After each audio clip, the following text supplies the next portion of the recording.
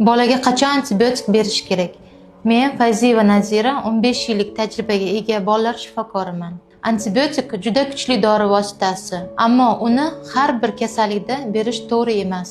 U faqat bakteriyalar tufayli kelib chiqqan kasalliklarda samara beradi. Virusli infeksiyalarda, masalan, ORV, gripp, ko'pincha tomoq og'rig'ida antibiotik foyda bermaydi. Antibiotik kerak bo'ladigan holatlar: bakteriyali otsit, pnevmoniya yoki sinusit aniqlanganda, anginada streptokok infeksiyasi test bilan tasdiqlanganda, isitma 3 kundan ziyod saqlansa, ahvoli og'irlashsa, qon tahlillarida leykositlar va soy ko'rsatkichlari yuqori bo'lsa.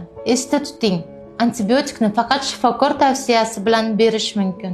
Noto'g'ri yoki ortiqcha qabul qilish immunitetni pasaytiradi, bakteriyalarni antibiotiklarga chidamli qiladi. Agar bolangizda isitma yoki yo'tal bo'lsa, avval sababini aniqlang, keyingina davolashni boshlang. Bolangizni sog'ligi eng katta boylik, unga ehtiyot bo'ling.